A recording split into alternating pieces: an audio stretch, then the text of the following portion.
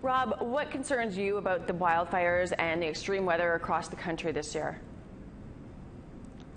I think the most concerning thing about it all is how predictive it has been. This is something that's, I've been well aware of since high school, and the predictions from way back then are starting to come true. A few years back, 4 or 5 years back, scientists were starting to come out with the connective tissue to include forest fires. They predicted they'd get much larger, much more intense, and happen more often and earlier in the season. And then the last 3 or 4 seasons, that's exactly what we're getting. So I think the concern is all these predictions that we've heard all these years, it's starting to happen now. You know, the ICPP report calls this a code red for humanity. What did the experts back last year highlight when you produced this episode? Like this, I feel like I've heard this before. The language is stronger than it usually is. When we talked with experts for a report that came out on Investigates last year, we were going off the 2018, I believe, report on 1.5 degrees. And talking with the experts, they didn't want to use the scare headlines or the scare tactics. They wanted the facts to speak for themselves, and however we wanted, as journalists, however we wanted to interpret that and pass that on to our viewership was up to us. So for the Secretary General of the UN to come out and actually use that kind of scare tactic headline tells you just how serious this is. We're in it.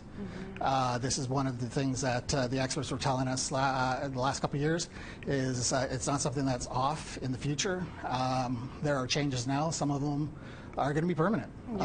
So what we're seeing now with the fires, another scary thing is the terminology of the heat dome. In BC, we had a heat dome, extreme heat event. Hundreds died. And just that terminology of it being a dome, inescapable, something that's over top of you, that lands on top of you, is scary stuff. And that could be the new normal.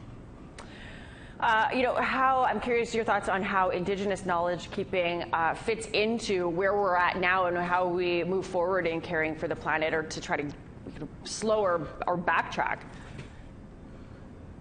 I haven't seen it in this report, but certainly it did turn up in the 2018 report that I referenced in the report last year, that Indigenous people from around the world have a part to play, that their knowledge of the land should be used, they should be listened to.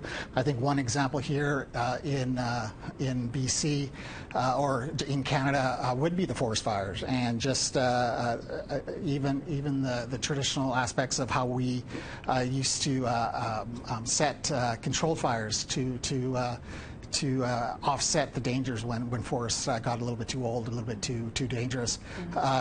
So just something like that along the way. Even the reports from the UN are saying Indigenous people have their part to play in all this.